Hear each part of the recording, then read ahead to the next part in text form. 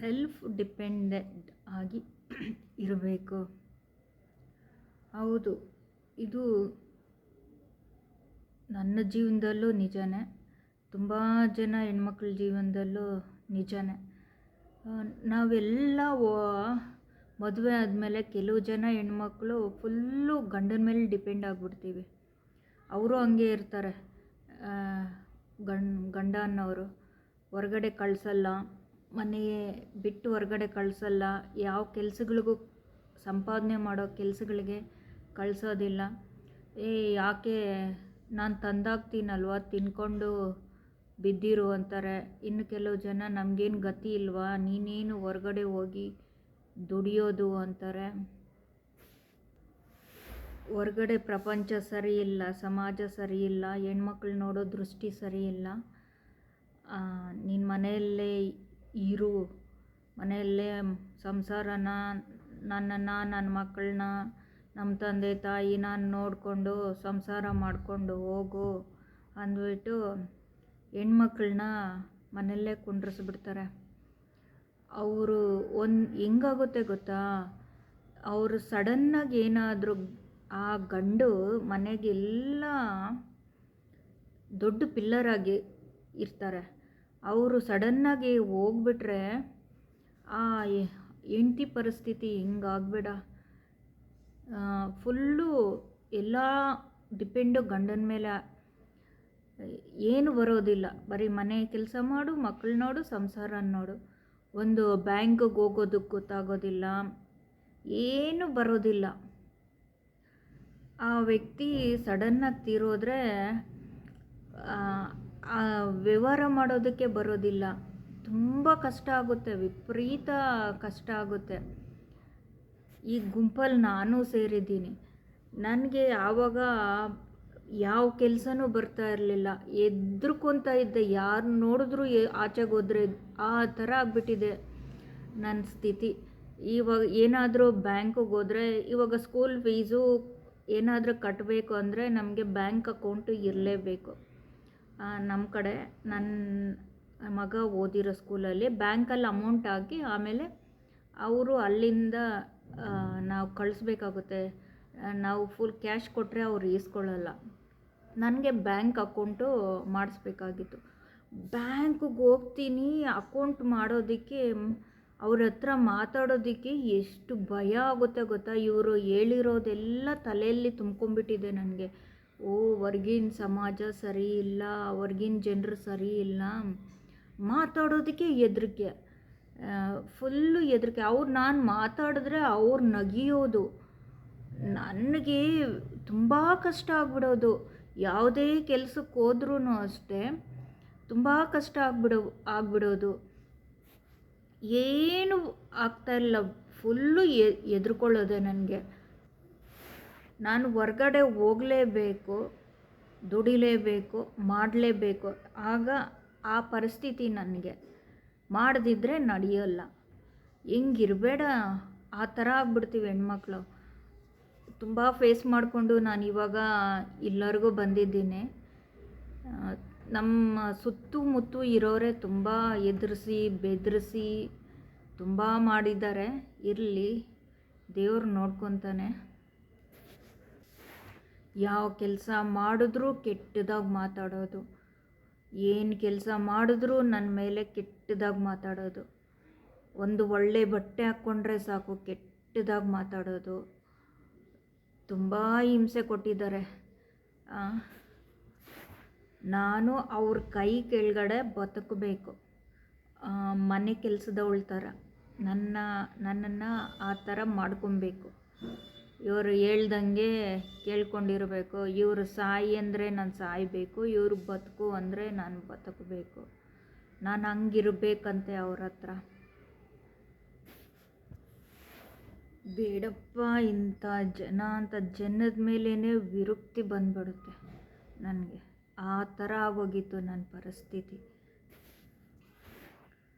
ನಿಜವಾಗ್ಲೂ ಕಲ್ತಿರಬೇಕು ಹೆಣ್ಮಕ್ಳು. ಆಯಾ ಕಾಲಕ್ಕೆ ತಕ್ಕನಂಗೆ ನಾವು ಬದಲಾವಣೆ ಆಗ್ತಾ ಇರಬೇಕು. ಅವಾಗೆಲ್ಲ ಪೇಟಿಎಮ್ಮು, ಗೂಗಲ್ ಪೇ ಅದೆಲ್ಲ ಆವಾಗ ಬಂದಿತ್ತು.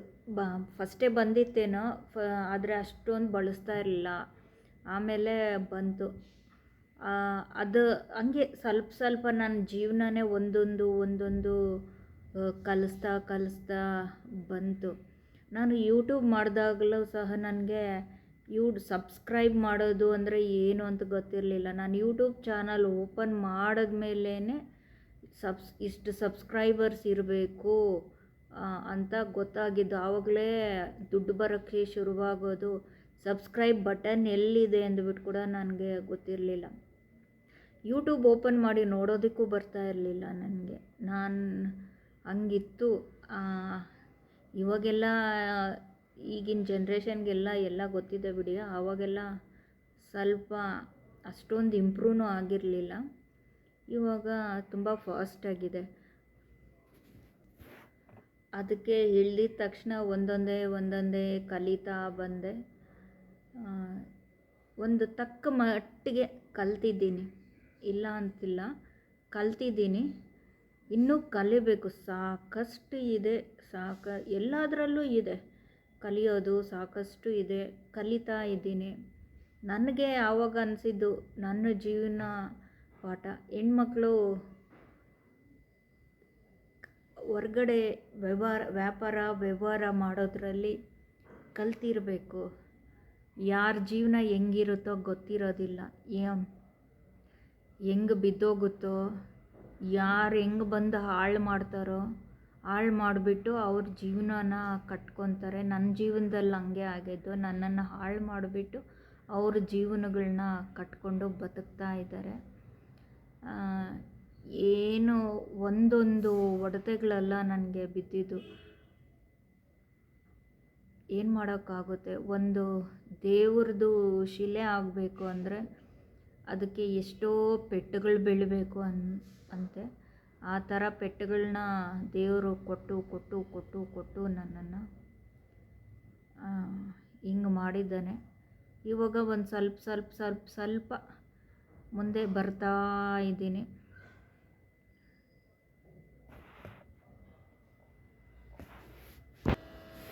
ನನಗೆ ಯಾರೂ ಬ್ಯಾಕ್ ಸಪೋರ್ಟ್ ಇಲ್ಲ. ನನಗೆ ನನ್ನ ಗಂಡ ಅಂತಿರೋದ್ಮೇಲೆ ಯಾರೂ ಸಪೋರ್ಟಿಗೆ ನಿಂತಿಲ್ಲ, ಯಾರೂ ಬಂದಿಲ್ಲ.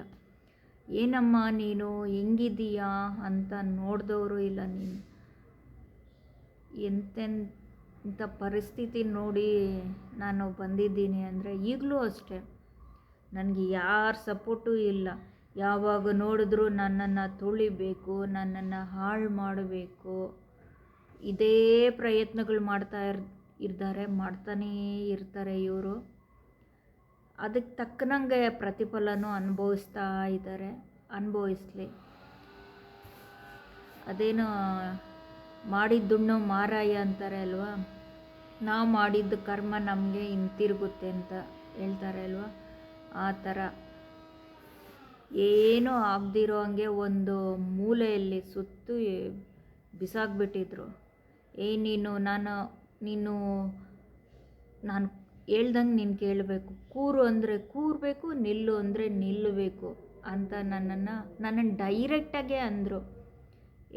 ನಿನ್ನನ್ನು ತಂದಿರೋದೇನಕ್ಕೆ, ಆ ಥರನೇ ನನ್ನನ್ನು ಅಂತ ಇದ್ದಿದ್ದು. ಮತ್ತು ನೀವು ಅವರೇನಾದ್ರು ಮಾಡಿರೋದಕ್ಕೆ ದೇವ್ರೊಬ್ಬನಿದ್ದಾನೆ ನಿಮ್ಮನ್ನು ನೋಡ್ಕೊತಾನೆ ಅಂದರೆ ಅದಕ್ಕೂ ತಿರುಗಿಬಿಡೋರು. ಏನೋ ಅನ್ನೋರು.